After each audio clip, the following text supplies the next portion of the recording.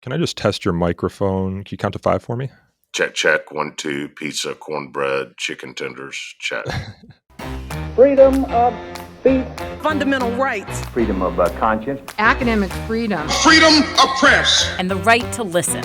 You're listening to So to Speak, the free speech podcast, brought to you by FIRE, the Foundation for Individual Rights and Expression.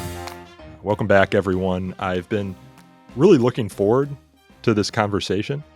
My wife and I, must have been 4 or 5 years ago, we're in our old apartment and we watched a documentary about a sports team in Memphis, football team, and what one coach was able to do to bring that team, which for over 100 years had an abysmal record on the playing field, to bring it to a 9-1 finish in that coach's last year coaching the team. And I was at a conference recently in Nashville, and I happened to meet that coach, Bill Courtney, and we got to talking. He's a big free speech supporter, and he's kind of a Renaissance man. You know, he's a football coach. He is a podcast host. He hosts a popular podcast in an army of normal folks, and I think we'll talk a little bit about that during this show. He's an entrepreneur. He owns a lumber company, and he's an author. So he does all and he's a father as well. I believe 4 kids, if the documentary is correct. And so I'm very excited to have Coach Bill Courtney joining us today. That documentary, I should say, is called Undefeated, and it did win the 2011 Oscar for feature documentary. So I'm a big football fan. I grew up going to Notre Dame football games. My dad played for Notre Dame. My dad played in the NFL. Football is the sport in my family. So, Coach Bill Courtney, welcome on the show. Man, thanks for having me. And if you'd have told me I'd been described as a Renaissance man, I probably would have fallen out of my chair. I appreciate that very much. Well, I mean, let's talk about how you got to where you are now. I mean, tell me a little bit about yourself, how you grew up, and what led you to coaching, entrepreneurship, podcast hosting. Grew up in Memphis. Really what defines a lot of who I am. My mother and father were divorced when I was 4. My father actually died earlier this year, and I got a call, I don't know, a week and a half, 2 weeks after his death to be told he'd passed. That was pretty much my sum total relationship with him from 4 years old till today. Mom was married and divorced 4 more times for a total of 5. My 4th daddy, after downing a handle of scotch one night, took out a .38 caliber pistol and shot at me down a hallway. I had to dive out a window to save myself, and grew up with not a whole lot and a fair amount of trauma and dysfunction. And it was my coaches that, had I not had those coaches in my life, I really don't know where I'd ended up. And I think people use the phrase I don't know where I'd have ended up, but genuinely, I really honestly have no idea if those men hadn't mentored me. I don't know how my life would have turned out. So I'm kind of defined by an understanding of what fatherlessness and broken households mean, and then as a result of that, I'm also defined by what mentorship and subscribing to basic fundamentals and tenets in your life can also mean in the face of dysfunction and in the face of problems. And so, from a 30,000-foot view, I believe that things like character, commitment, integrity, teamwork, the dignity of hard work, grace, forgiveness, all these basic fundamentals and tenets that really I discuss in my book. I believe that those fundamentals are the only thing really that can create a foundation for a meaningful life. And while those are old school thoughts, um, I also fundamentally believe we can be a forward thinking, evolving society without abandoning the core principles that defined us in the first place. And um, as it pertains to really free speech and a lot of the things you guys spend an enormous amount of capital working on, um, I think there's a discussion to be had around um, how those fundamentals somehow have become in some ways antiquated when actually I think they're paramount in our cultural and societal success. Yeah.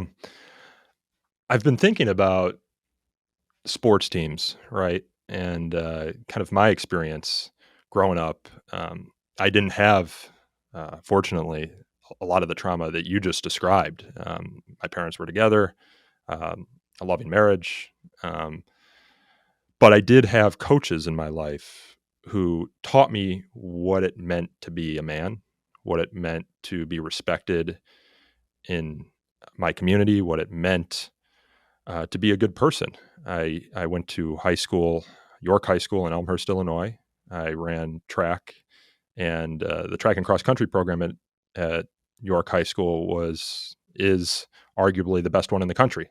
Coach Wow. Joe Newton was my coach, one of my coaches, and he had won 26 state titles in 50 years. That doesn't include second and third places, of which there were many. Good Lord. That's impressive.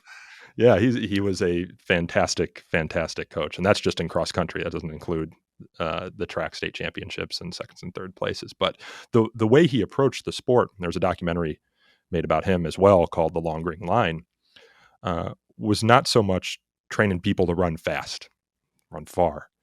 That was definitely part of it, but training them to be good men.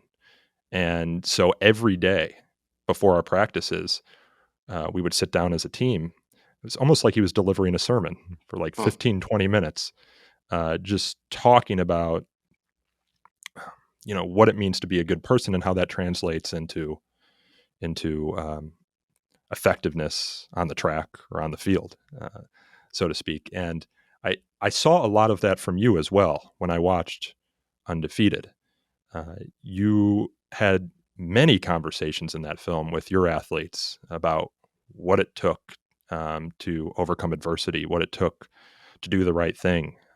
There's one student who you were a student athlete who had spent a year in juvenile detention and came back onto the field and had a way of just getting a little bit violent, wasn't unable to control his emotions.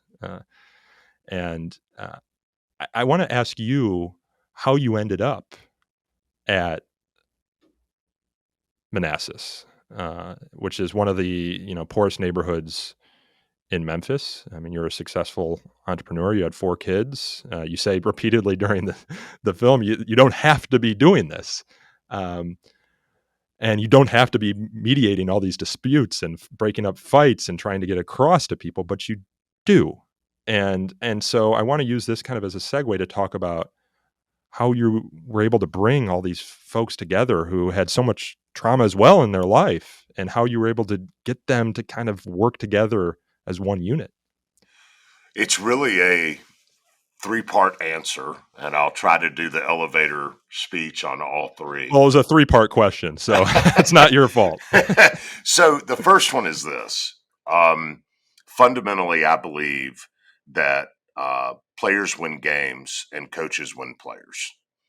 And what I mean by that is I have never, actually think Woody Hayes came off the sideline and made a tackle once. But beyond that, I've never seen a coach score a touchdown. I've never seen a coach record a tackle. I've never seen a coach throw a pass. Coaches don't win games. Players win games. Players execute on the field. Um, so what does a coach win? Uh, the most effective coaches win their players, and it sounds to me like that's what your track coach was doing. He was winning your hearts and minds, serving you, leading you by serving you, by teaching you fundamentals and tenets that were going to serve you in life well after the days of running track were over. well after the days of playing football are over. And when you serve and teach and win kids' hearts and minds and empower and equip them with the necessary tutelage, equipment, and opportunity to go be successful on the football field, I believe they'll do that. And the segue to the world is, if you employ those same fundamentals and tenets in your life after the playing days are over, you got a really good shot at being successful in life. And so, the most effective coaches, you know, coaching any sport is not like chess. In chess, when you scheme an opening, or you're in the middle game and you make a move, or when you're in game and you're working on a trap, in chess, when you make a move, that piece moves there and that's it. In sport, you can push all the right X's and O's schematics, but your pieces can change their mind to decide they don't want to do what you've pushed them to do. So coaches who think that X's and O's alone win games are fooling themselves. You've got to not only move the pieces, but you've got to convince them why you're moving the piece the way you're moving them, and get them to buy in to why you're moving those pieces and the way you're moving them, so that they execute to the best of their ability. And you don't do that by saying it's my way and the highway.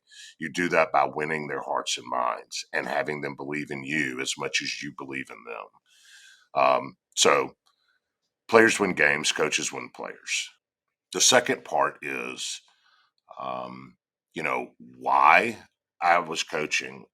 My freshman year in high school, I got in a fight, and back in the day, when you got in a fight, you didn't go before the board or a principal and all this happy stuff people do now.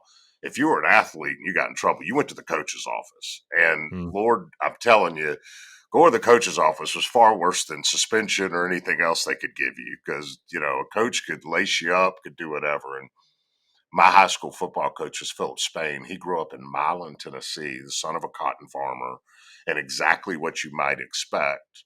Um, you know, Gruff, tough, country strong, chewed on grass when he was coaching, red faced. And he was the kind of guy that was hard and you never wanted to let down, but you knew he loved you and he never had to say the words. And I knew he was going to kill me. And so when I went in his office, they said, back then I was Billy, and he said, "Billy, why'd you get in a fight?" And I said, "Coach, I'm just so angry." And he looked at me and said, "That's completely understandable." He said, "You've lived through, at 15 years old, you've lived through more than most, with gunfire in the house and men in and out of your life and all kinds of dysfunction and frankly trauma." And he said, "Nobody can blame you for being angry." And he said, "But I want to paint a picture for you." And he said, 15 years from now, um, you have a choice to make, because 15 years from now, you can fall prey to that dysfunction that you're experiencing. You can be a victim of that. And nobody really blame you, because kids that deal with what you're dealing with oftentimes become victim to it. But what that's going to look like when you're 30 is, you're probably going to have one or two jobs you've lost. You're more than likely going to have a kid out of wedlock or through divorce. Um, you're probably going to be pretty miserable. And if you fall prey and victim to the dysfunction you're experiencing and let your anger overcome you, um, while nobody could blame you for it, you need to know that at 30 years old, your life is going to look a lot like the lives of the people who are making you miserable today.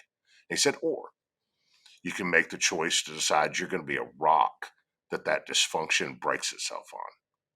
And he said, "Son, it's time for you to make a choice. You're going to be a rock, or you're going to be a victim." And I'd like to say, I had an immediate epiphany and like a light shone down from the heavens on me when he said that. But, I was 15 and hard headed. So it took me a year probably for that to sink in. But I did make a conscious decision after my time with Philip Spain and that fight, and that conversation, to say, I denounce this. This is not what I want in my life, and I'm going to be something different. The reason I'm telling you this story is, if it weren't for normal people like Philip Spain taking the time to not only tell me the difference in right and wrong, but understand my reality enough to have a real conversation about me. He won me. We were really good at football, and he was a great tactician.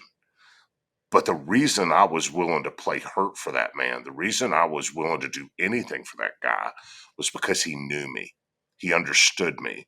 And by learning me and understanding me, when the opportunity came for him to use that knowledge to exact some measure change my life and mentor me, he was prepared to do it because he was about winning football games. But more importantly, he was about winning the kids. And he won me. And in winning me, changed my life. He changed the trajectory of my life. He changed my vision of myself by taking the time to learn me. So when I graduated from Ole Miss, I thought coaching football and teaching school was the greatest calling there was because I know without my teachers and coaches where I'd have been. And so that's what I did. The problem is I met this beautiful woman named Lisa. I way outkicked my coverage. She's drop dead gorgeous. She's fun. She's everything. And so in the South, you know, when you light into a slab, if you're fishing and you light into a 15-pound slab on 8-pound test, you don't pull on the line too hard because you're going to break it and the fish gets off. So you do whatever you can to get that thing in the boat without breaking the line. Well, that's what I felt like when I met Lisa, which I caught a 15-pound slab on 8-pound test. I'm like, how do I keep her in the boat?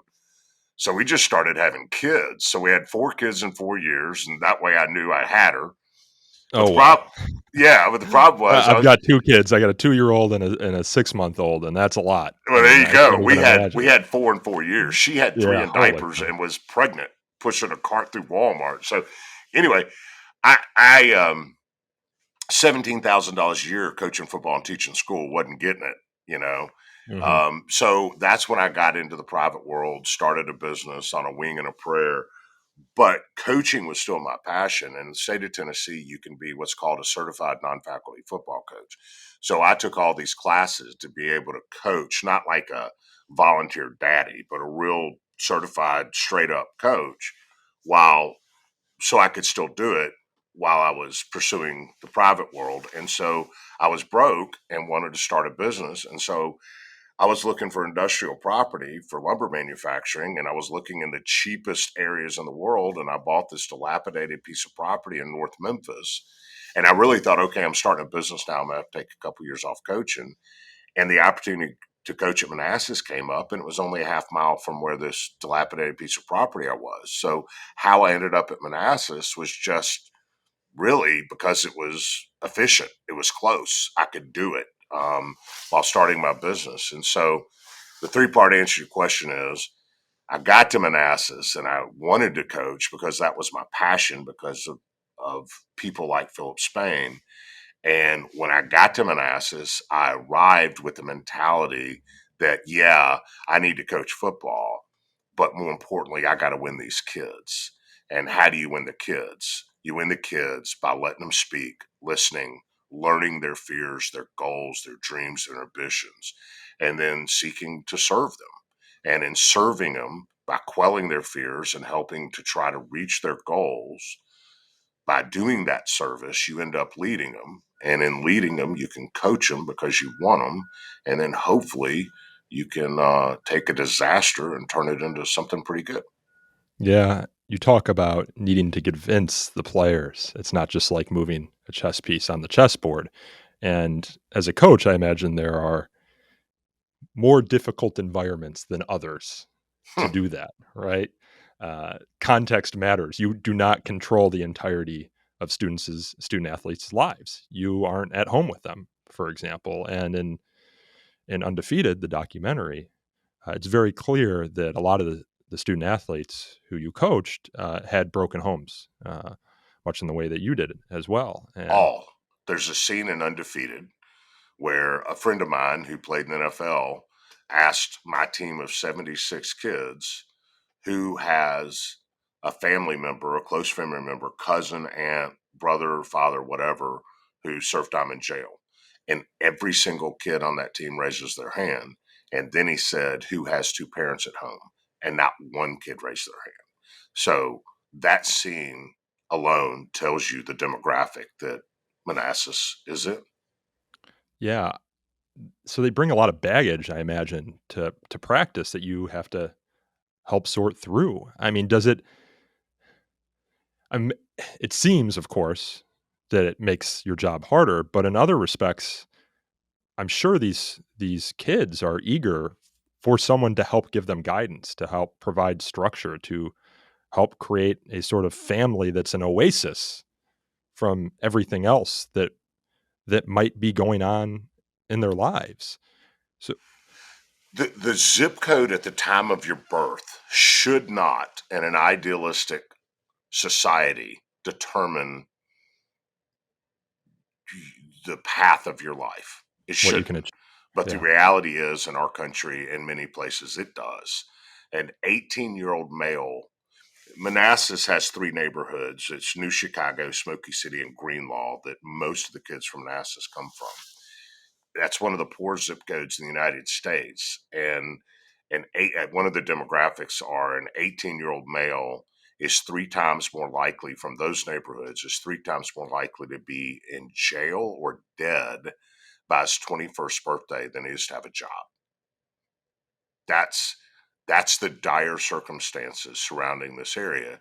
And so yeah, when you show up and you inherit a football team that has won 4 games in 10 years where the demographics are as I just described, there's a whole lot going on there besides a lack of X's and O's on a football team.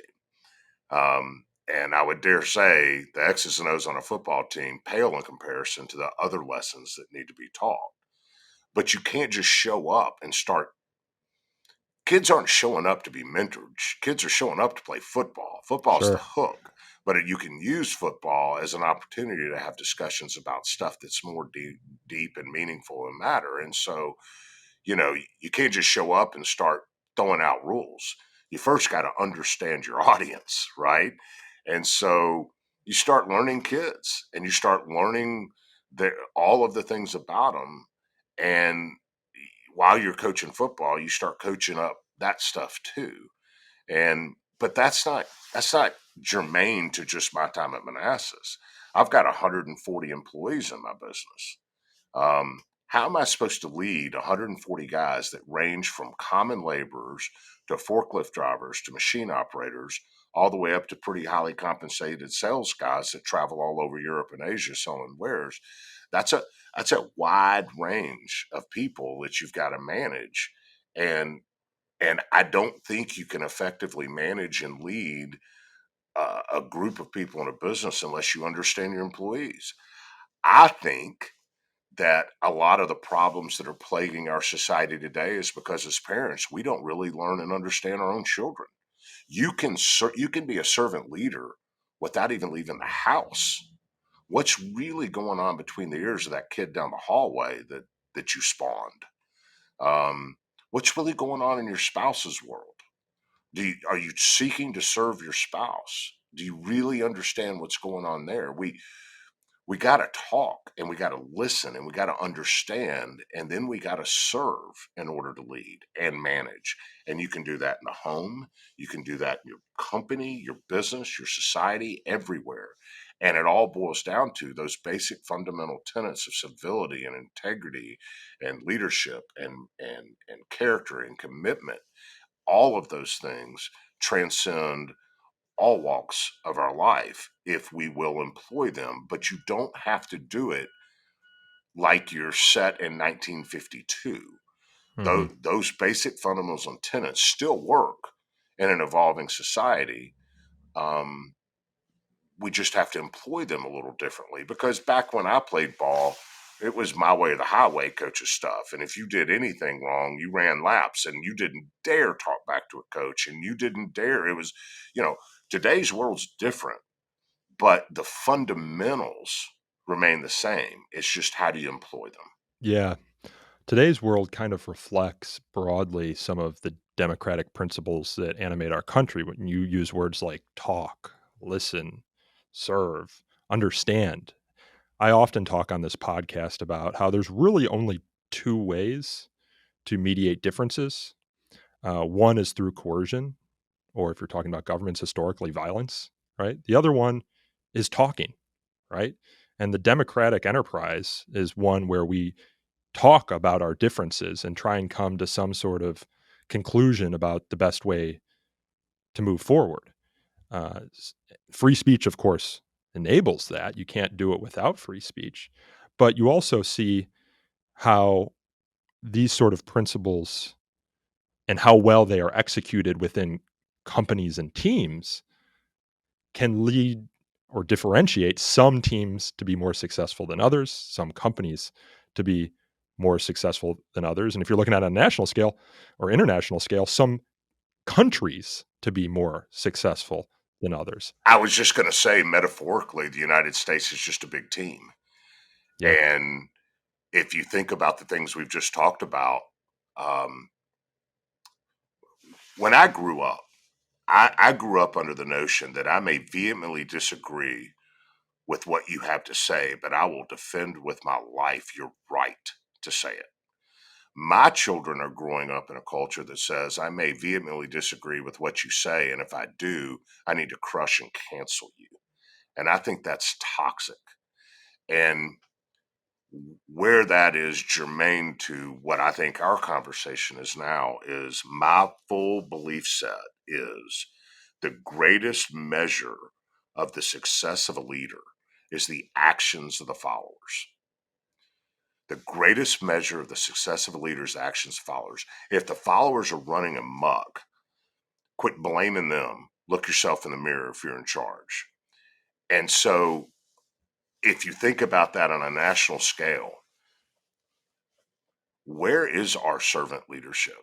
And why do we have all these divisions? And where did this cancel culture and crush what you have to say if I disagree with you come from? And I would argue that there's an enormous amount of wealth and power in the national media and in places like DC where that wealth and power is predicated by the narratives that come out of those areas that seek to divide us in order to retain that power. And it all comes from quelling conversation, free speech, understanding, reconciliation, and listening to one another. And until we get back to those basic fundamentals and tenets of the importance of listening to someone's viewpoint. You don't have to agree with somebody else's viewpoint to at least understand it. And if you understand it, then you have an opportunity to understand where somebody comes from and why they think the way they do. And then from there, you can start to learn one another and respect one another. But when you can't even listen, and when power and wealth is predicated by keeping people from listening to alternate viewpoints, it's toxic and it's dangerous, and I think it's a threat to our republic. There's this French saying that says to understand all is to forgive all, Mm. right? And I sometimes wonder if our current cancel culture society is a society that one doesn't seek to understand, and two has abandoned the principles of forgiveness and grace. And maybe it's because our society has become more non-religious. I'm not very religious myself, but I can kind of appreciate the values that those inculcate, and societies like religion or like teams, are communities associated around a shared set of values. I mean, and in the United States, that's our Constitution, right? It's the idioms that we tell ourselves. You talk about how your kids' generation is all about cancel culture. Well, how often now do you hear phrases like "sticks and stones may break my bones, but words will never harm me"? To each his own. It's a free country. You don't hear these as often anymore, and so there is some sort of reflection in that about our broader society. And, the film about you and your team at Manassas is called Undefeated, but I think in a certain way it could be called Undivided. It's about bringing this team together.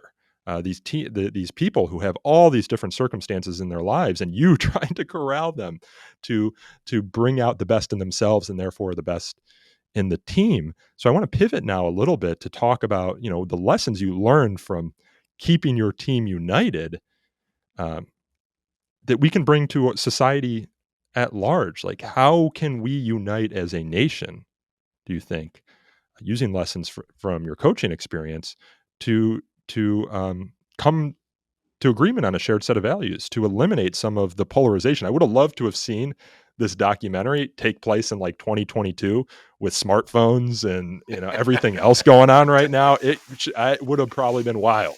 Uh, wow. We need this podcast could go on for 4 hours because I first of all, just I love this topic because I think it is central to fixing a lot what ails us. But a couple of thoughts to answer your question. One is a turkey person story, which I'll share with you second. The first one is something you touched on, which is forgiveness and grace. And I want to tell you something. I lettered in 6 sports in high school. My athletic director in high school called me a triathlete. I'd try anything. So my father, East High School in Memphis back in the day was like the high school. It's actually where Sybil Shepherd went to high school. My father was the point guard on the basketball team and the quarterback on the football team for 4 years. And he held records that lasted even into the 90s. And I'm playing 6 sports and my name's in the paper and we share the same name. So even though I didn't grow up with him and didn't know him, he certainly knew who I was. He had to have because we shared this love of sport. And apparently we didn't share it together, but clearly we did. And despite that, the man never came to a single game that he knew, he had to have known, but he never came to support me, congratulate me.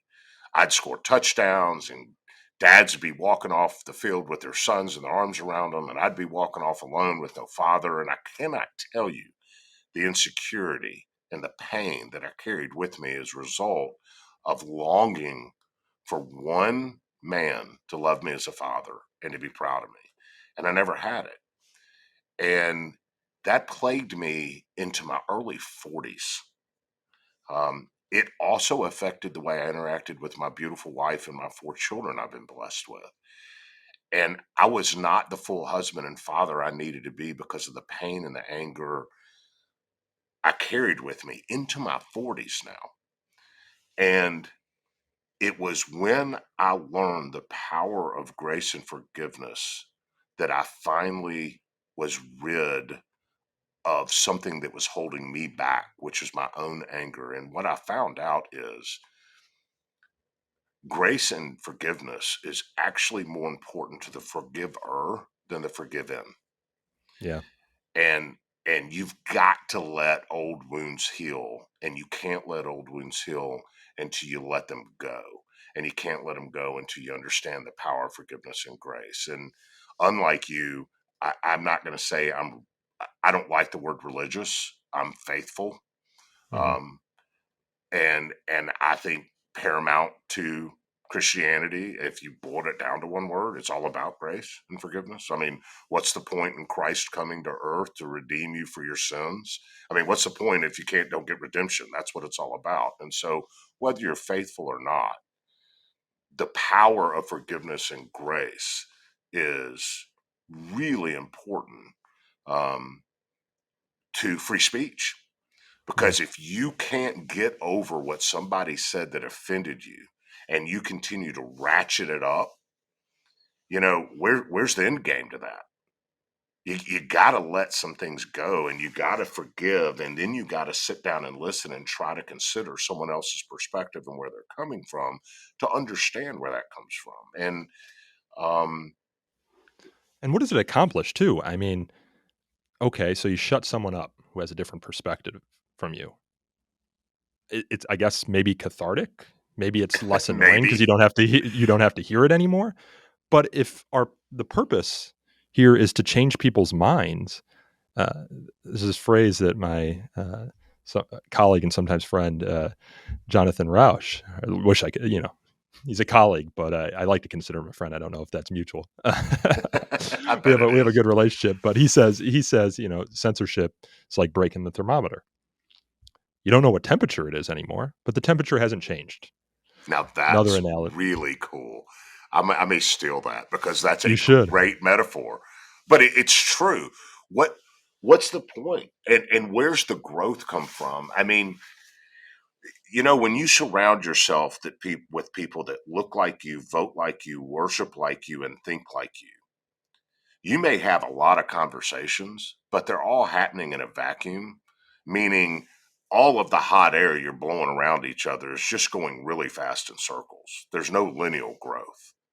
We have to get out of that vacuum. We have to surround ourselves with people that don't vote like us and don't worship like us and don't think like us, but have civil, non threatening conversations about the things that matter, like race, creed, faith, sexuality, so that we understand one another. It's the only way we can grow. And if you can't get over yourself and you take yourself so seriously that you're unwilling to forgive something somebody may say to you that ruffles your little feathers a little bit, well, then you're just a narrow minded goofball who's never going to grow.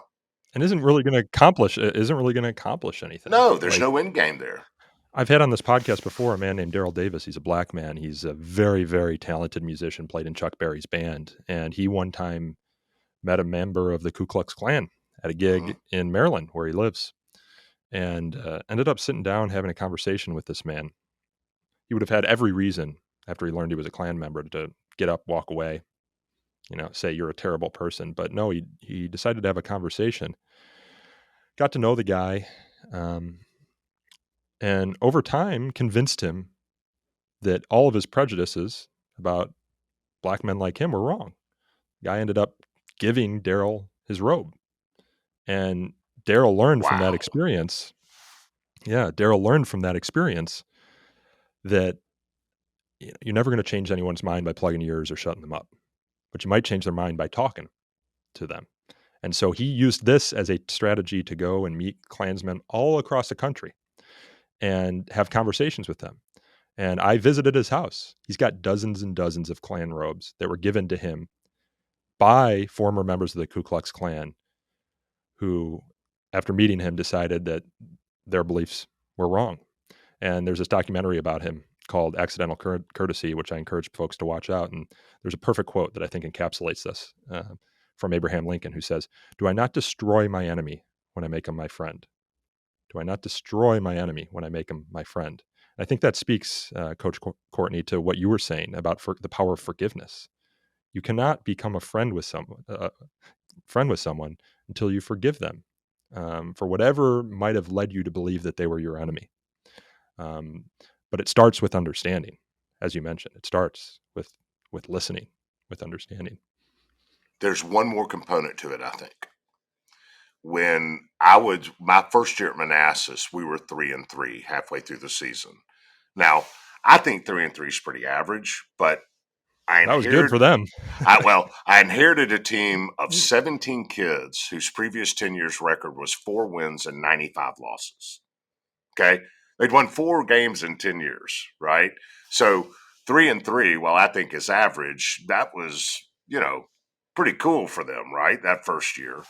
And the whole team was buying into the football. They were yes or no, sir, and getting after it. But only half the team was buying into the important stuff, the things we're talking about, character, commitment, integrity. It was apparent early that we weren't just going to coach football, but we were going to coach all that other stuff. And so halfway through the season, we're 3-3. The whole team's buying into football. Half the team is buying into the important stuff. The other half the team, not so much. And I was frustrated. So I went to my guy. Every coach has a guy. And I said, hey, man, what do I got to do to get that half the team to buy into the important stuff like your half the team? And he really dismissed me. He just said, "Oh, coach, just keep doing what you're doing." And that was not normal for him. He was the guy that had the temerity to actually have conversations about stuff that mattered with me. And I'm like, "No, man, real talk." And he said, "Coach, I don't want to hurt your feelings." I said, "You're not going to hurt my feelings. Why can't I get that half team to buy in the important stuff like your half team?" He said, "Well, okay, I'll tell you. They're trying to figure out if you're a turkey person or not." And I was like, I have no idea what you're talking about. I don't either. Yeah. Well, he said, "Coach, every Thanksgiving and Christmas, people come into our neighborhoods and they give us hams and gifts and turkeys, and we take them because we ain't got none. But then they leave and we never see them again. Makes you wonder if they're doing that because they really care about us or they're doing that to make themselves feel good." And he looked me dead in the eyes and he said, "Coach, really, man, what the hell are you doing here?" And I'm gonna tell you something. If your listeners or you or anybody serves in soup kitchens or gives away turkeys on Thanksgiving or gifts to the needy children on Christmas, man, that's a beautiful thing. That the turkey person narrative is not to disparage that work. It's to highlight this. What is your motive?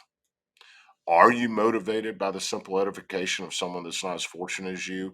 Are you motivated by actually exacting some measure of change? Or are you motivated by the backslaps that people give you for doing kind things? Are you motivated by the way it elevates you among your peers for doing this work? What's your motive? If you're motivated to actually make some measure of change and do some good simply for the people you seek to serve, then you're motivated properly. If you're motivated by how it elevates you or how it makes you look because of the nice things you do, then you're a turkey person. And what a turkey person is ultimately is a fraud. Mm-hmm. So, And people can sniff those out. oh, they'll see. Now they'll say yes or no, sir, yes, ma'am, no, ma'am, and they take what you got. But the minute you turn and walk away, they're staring darts through your back. And you're not fooling anyone. And so the point is, the gentleman you talked about, he wasn't motivated by collecting robes, right? He wasn't motivated by the documentary that came along that was made from him. He was motivated Decades later. Yeah. Yeah, decades later. He was motivated by changing lives. He was motivated by the right things, and that's why he was successful. So what I'll say to you is, what's the motive of the people in DC? What's the motive of the people, the talking heads all over our national media? What's the motivation behind the people on social media who are seeking to cancel people because they don't agree with them? What's the motivation of some of the TV shows that are prevalent in our society that pit people against each other? What are those motives? And I will tell you, their motives are not to fix culture or society. Their motives are not to make us a better republic. Their motives are to line their pockets, divide us, and have their own power. And until we really understand what those motives are about, denounce them, and take a different path, we will continue to be plagued by this crap. And I just think one of the most valuable lessons I've ever been taught was by a 17-year-old kid from the hood. And I think that that lesson is valuable across the spectrum of our lives. Yeah. There's this phrase in business, right? Show me the incentives, I'll show you the outcome. Yeah. I think we do have too many incentives within some of our very powerful institutions to create divisive outcomes. You talk about X, formerly known as Twitter, right? There have been studies done that demonstrate that the more emotional, politically charged, divisive tweets that folks put out are the ones that are more likely to get engaged with. And if you have, and if you have an X account, like when you start getting those likes or those retweets or those comments, you get, pings on your phone if you allow the push notifications, or you go into Twitter and you see what everyone's saying. It's like these little mini dopamine hits. It's like, a little pat on the back. Oh, you said something that people like, or you said something that people didn't like, but you can't help yourself but coming back. But how much are you changing by that? Maybe some, right? You might be changing the narrative about a conversation, but um, it's not. You're sitting at your computer doing something, right? You're not getting out on the football field and trying to change hearts and minds and mold young men. Well, and it's a perfect example. Are you motivated that your thoughts may open up a greater conversation about stuff that matters, or are you motivated by the ping, the thumbs up that makes you feel good about yourself? And the truth is, that's disgusting, and it's doing nothing for our society, and it's dangerous. Alex Cortez, the producer of my podcast, who Yeah. um, he sent me some stuff from Pew Research, and I'm about to butcher it, but I might be I'm familiar with it. yeah, but it's like 80% of the people respondents said that they know that depending on whether or not they're watching Fox or CNN or Newsmax or CNBC, whichever side of the aisle, they know that the reporting or the information they're getting is shaded to one political viewpoint or another. Mm-hmm. Those same respondents, like more, 85% said when they read anything on social media, they know it's to be looked at with, that more than likely it's at least shaded and sometimes completely not factual. Yet those same respondents, 80 something percent of those same respondents that know that they're being given unfactual or shaded information, admit to spending 3 hours a day listening to the national media or social media. So what that says is we know what we're being fed is crap, yet like sheep, we flock to it to listen to it and fill our brains full of it. Now, Yeah. that's Which creates crazy. more of it, right? Because That's it. the two things we have are our dollars and our attention, and it's our choice where we send that. And the folks who get our dollars and attention are going to be looking at the kind of feedback loop that says you're doing the right thing, and then all the other businesses on the other side or all the other people who are seeing them be successful are saying that that's something to emulate, right? Right. And that's how you just kind of get this death spiral of discourse, this spiral into polarization and division that I think everyone who's listening to this podcast kind of feels. I mean, you're older than I am, but I can see since I graduated Easy. No need to say. a few years. Yeah, that's right. But like since I graduated from college in 2012, the world just seems far more nasty than it was. I mean, the documentary about your football team came out in 2011. What season was it documenting? What year was that? 2009. 2009. That was a tough year for other reasons, the financial crisis. It was a very tough year. I was in the lumber business. No one's building homes. That's it. Right. Building furniture, right? Tough on a number of levels. But I will tell you, fundamentally, I do not believe humanity has changed. I think process and information has changed. And we have done a poor job of evolving at how inside of our humanity to handle process and information. And it is an assault on free speech. And maybe even more importantly, it's an assault on our ability to interact. And it's one of the reasons we started the whole podcast is I genuinely believe we've got to denounce this national power and wealth grab from DC and the national media and return to just being an army of normal folks learning, understanding, listening, and celebrating one another. I just think, again, the basic fundamentals of what has defined us still work today. We have to evolve how we employ them. But, I get asked all the time, how do we fix the proverbial it? And I just don't see another way to fix the proverbial it, all the things that are plaguing us, until we sit down and start having conversations about the stuff that matter in civil, non-threatening way, and employ these core fundamentals and values in our lives again. Yeah, I agree that the effects that we're seeing are an assault on free speech, an assault on our ability to talk across lines of difference, to bridge divides, to move forward as a democracy. Right now, you can't get anything done at Congress, in part because it's a disaster.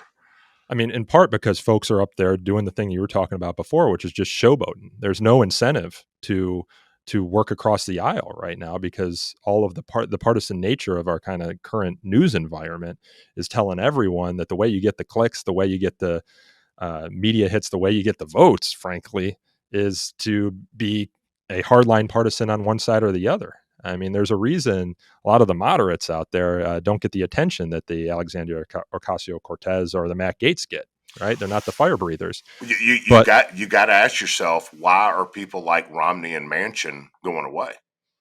Yeah. These are centered guys. I mean, Romney was a Republican governor of Massachusetts. I mean, that's the biggest unicorn I actually think you'll find a unicorn before you find another Republican governor of Well, Massachusetts. Manchin is a Democratic senator in West Virginia And right now. Democratic senator in West Virginia, who I think went over 30% in the last federal elections for president for Trump. So Yep. how but here's the thing. It's scary to me that there's no home anymore for men like Romney and Manchin. I may not agree with their politics. And in fact, I don't agree with some of both of their politics. But I love what they are and stand for in terms of crossover guys, people who can garner votes in places that are just not perfectly aligned with them because of their ability to reason, think, interact, compromise, and understand.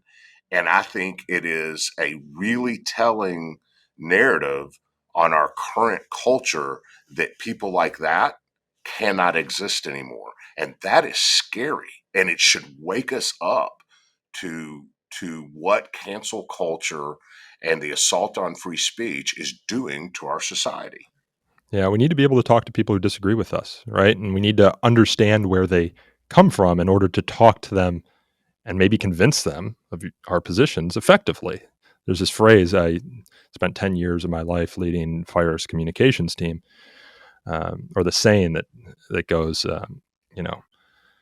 to write something without an audience in mind is like writing a love letter to whom it may concern. Right? That's great. That's hilarious. And too often I feel like we're getting to our desk, we're hopping on Twitter, and we're writing a love letter to whom it may concern. We're not trying to bring people around to our position. We're maybe just trying to mobilize our base or just kind of, I don't know, bloviate. But I did want to say one thing.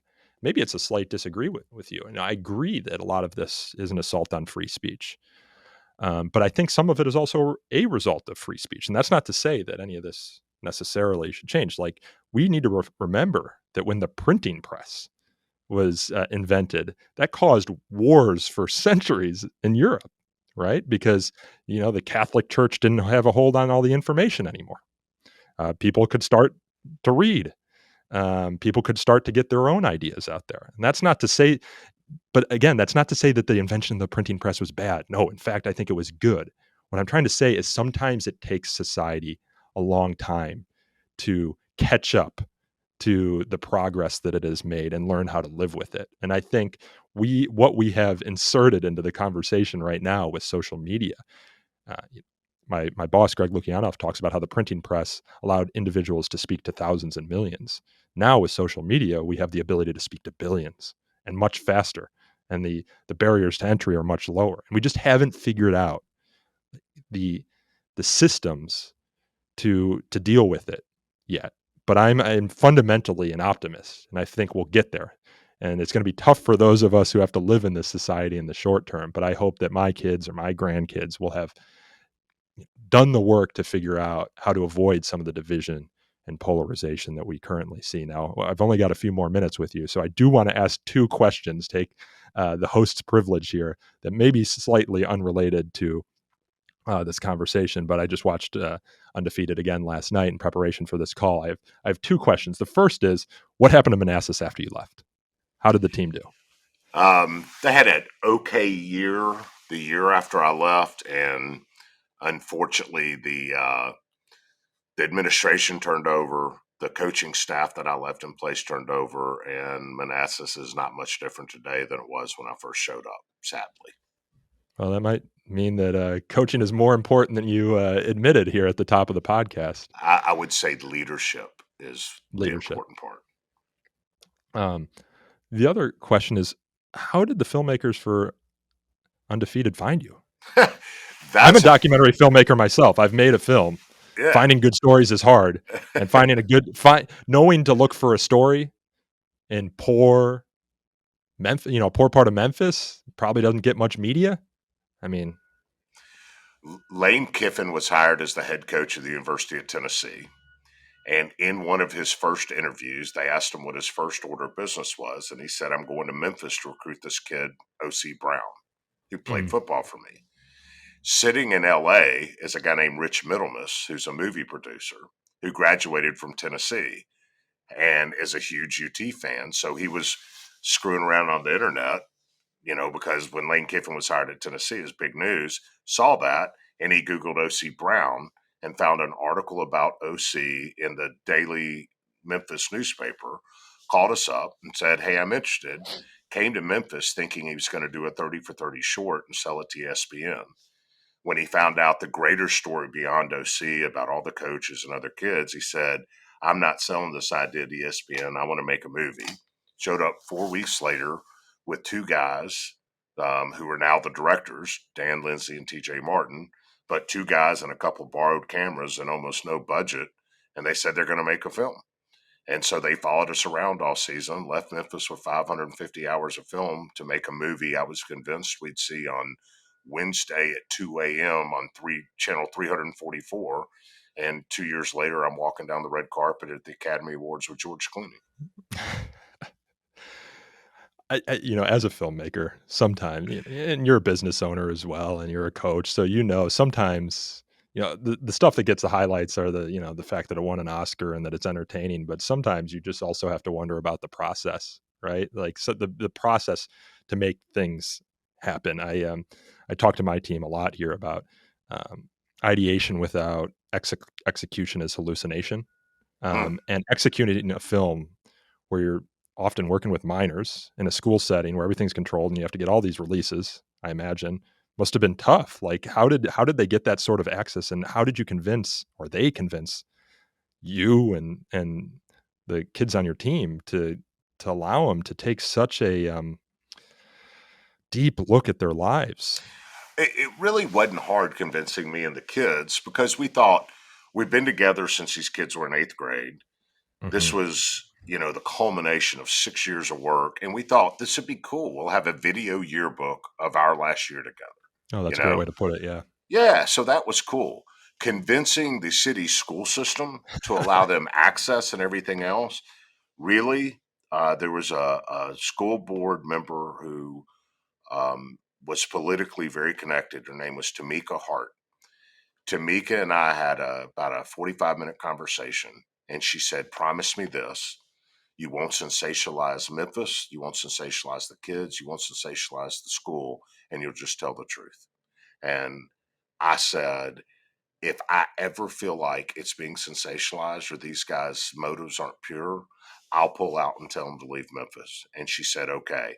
And within 24 hours, they had the green light and full access because she believed that the stories needed to be told to show that these kids from the hood are not gang banging awful human beings. They're just like any other kids. And given a level playing field and opportunity, they too could achieve anything. And she knew that being undefeated was not about wins and losses on the football field, but not being defeated by your circumstances. And she understood that's a story that the filmmakers wanted to tell. And she gave us her blessing and used her political clout to make it happen. So Tamika Hart gets a nod for that. And then Dan, Rich, and TJ deserve an enormous amount of credit for producing and directing and editing and putting together a film with 550 hours of film to tell a 2-hour story that is meaningful. So a lot of talent, a lot of trust, and a lot of just being present and hard work. And again, films about football teams coached by a white guy, a team of all black kids who happens to be a lumberman in Memphis. These are not social experiments that typically win documentary Academy Awards. It speaks to the power of human interaction and coming of age stories that people still gravitate to, that it did win the Academy Award. It has done so well. And ironically enough, I think that's germane to our conversation. It's about having conversations, listening, and people coming from all kinds of different walks of life, taking the time to learn one another. And when you do that, what amazing things can happen as a result. On that note, was the documentary good for the school and the kids? Yeah, it's Open up great. doors that it would have never opened up before? Or did it make Absolutely. things more Open up. difficult? Listen, it's real life. But Mm. yeah, the school got a ton of support from it. The city's very proud of it, and many of the kids have used that opportunity.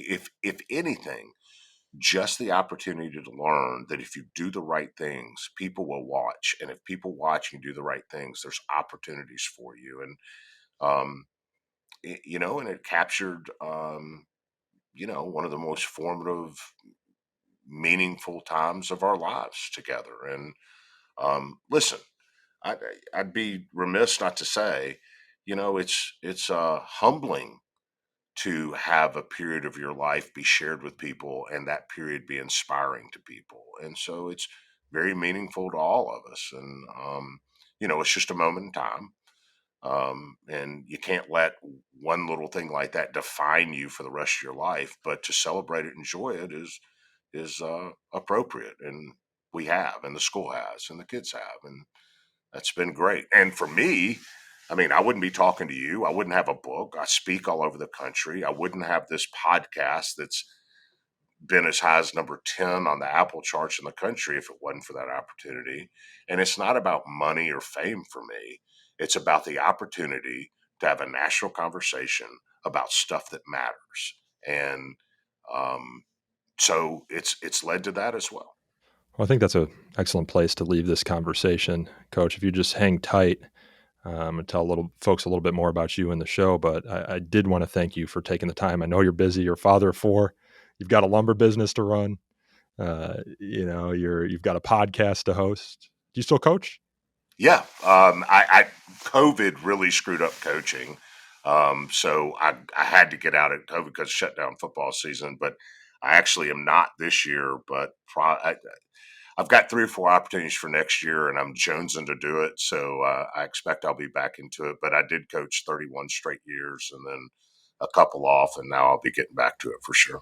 I'd love to get into coaching maybe when my kids get a little older. I don't know how you do it, though. How do you get off of work at like 2:30 so that you can get on the field at 3? So 9 to 5 jobs aren't conducive to that. Let me tell you something. Make time. Yeah. It will be, if you do it right, it will be some of the most rewarding times in your life. Make time. Figure it out. Some of my biggest influences have been my coaches. Coach Joe Newton, who I mentioned earlier, Stan Rettle. Don't you want to have a kid say that about you one day? Absolutely. Do it. Yeah, I'm still on, Coach Newton unfortunately died, but Coach Rettle and Coach Corfus, Chris Corfus, who sometimes listens to this podcast, I'm still in touch with them. And they largely shaped, any successes that I have. They're not responsible for any of the failures, but the successes are due in part to them. So Coach Bill Courtney, again, thanks for coming on the show. Subject of the 2011 Oscar-winning documentary Undefeated, host of An Army of Normal Folks, which you can subscribe to wherever you get your podcasts, author of the book Against the Grain, A Coach's Wisdom on Character, Faith, Family, and Love. Coach, it's been a real pleasure. Thanks for having me.